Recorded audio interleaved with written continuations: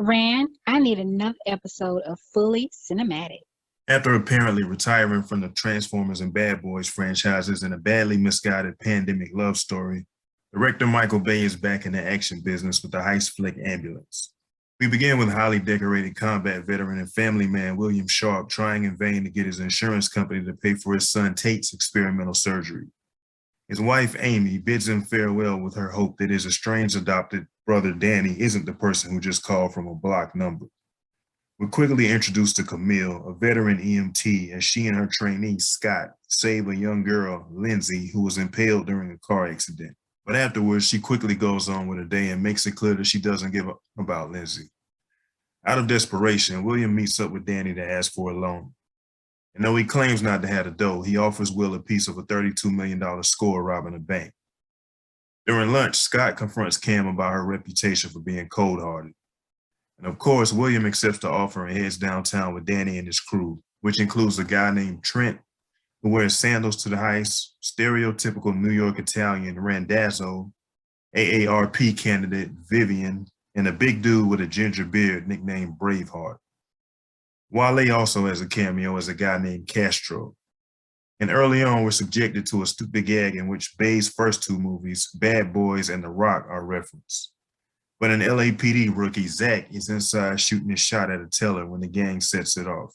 Since the LAPD Special Investigations Section, or SIS, was already watching the bank, making a clean getaway is an impossibility. Trent's hit and left behind, Randazzo and Braveheart are killed quickly, William shoots the cop from inside, seriously but non-fatally, in the leg, and SWAT and choppers are deployed. Of course, Cam and Scott answer the call for the titular ambulance. They pick up the cop, but on the way out, Danny hijacks the ambo, taking everybody inside as hostages, except Scott. He gets kicked out in the parking garage. Police stop the vehicle on the way out, but Cam convinces them that nothing's wrong and that they should be allowed to leave. Will does his part by ripping the GPS locator out. And while they're stopped and plotting the next move, Cam sprays Danny with the fire extinguisher and hauls ass. But she only gets a few yards before she has his assault rifle trained on her back. Police figure out that Will and Danny had the ambulance and launch a high-speed chase. But we've seen Bay do better in the first two Bad Boys movies and his inaugural Transformers flick than what we get here. When the cop takes a turn for the worse, Cam recruits Danny to help with the defibrillator. By the way, Will and Danny were only able to get away with $16 million, half of which they promised to one of Danny's associates, Poppy, for his help in evading 12. See, Will plans to use a maneuver from his Marine Corps days in Afghanistan. And at this point, the movie's morphed into a Mad Max road adventure. Anyway, Cam interferes with Danny's shot when he plans to clap at a police car. And ridiculously, the SIS captain, Monroe, pulls all units back when he shoots the cruiser in which somebody stashed his dog. Of course, Monroe bumps heads with FBI agent Clark, who went to college with Danny. Danny was only there in order to study law enforcement tactics and bounced after 2 semesters. Clark reveals that Danny robbed 38 banks in the last decade and was trained by his father. Speaking of whom, Bubble Boy makes Cam call her doctor boyfriend, Colin. He in turn calls a couple of trauma surgeons on a golf course. They walk her and Will through a procedure to extract the bullet from Zach's spleen. Oh, hell. This is getting ridiculous. Cam confesses that she did 3 years of med school before becoming addicted to speed. And because they assume Zach died, the cops set up snipers and prepare to kill the brothers. But when Agent Clark calls Cam covertly on Zach's phone, she gives him a sit rep, allowing everybody to narrowly avoid loss of life. When Danny pretends to shoot Cam, it triggers a fight between he and Will, and Clark learns Will's identity when Danny blurts it out.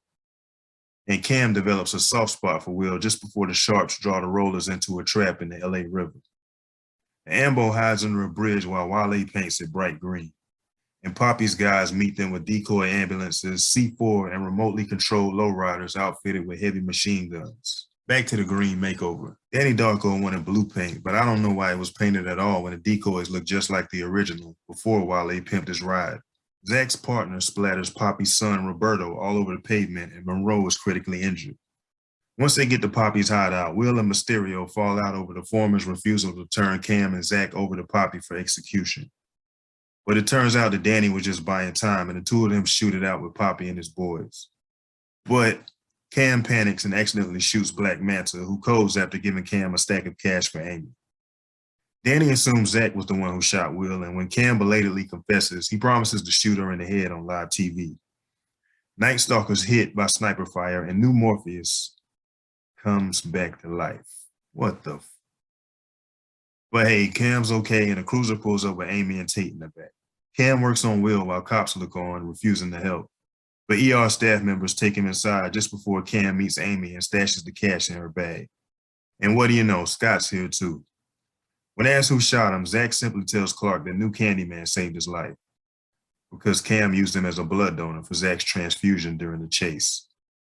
Cam then goes into hospital records and finds Lindsay's room.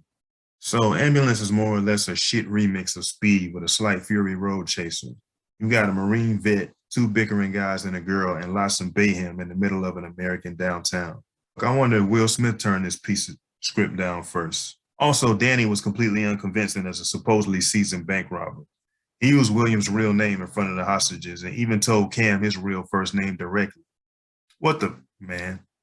I'm no fan of Michael Bay, but even he can do and has done better than this. This is a definite skip. Check out Bad Boys or 13 Hours instead. In other news, I figured I'd spotlight a few comments that we got on previous shows. In response to our Spider-Man No Way Home show, Phase 4 Fit Life said, "This Spider-Man No Way Home slander must stop. And Toby was the worst Spidey." He certainly was, Phase 4. Kahari Vincent's take on our Ghostbusters Afterlife review was, nowadays movies in a series trying to resurrect a franchise seem to try and make the new rendition very similar to the original, since the original was probably a blockbuster. Why change the story when the original story works so well and people will pay to see a quote-unquote remake? That does seem to be the common studio train of thought these days, Kahari. Commenting on my observation that Ryan Reynolds played himself again in the Adam Project during my early review of the movie, Ro Digger said, "He's the master at that." He damn sure is, Ro. Shout out to Phase 4 Fit Life, Kahari Vincent, and Ro Digger for dropping comments. And shout out to everybody who hit the like button and subscribe to the channel. But I've had enough of this conversation. I'm logging off. Fully cinematic.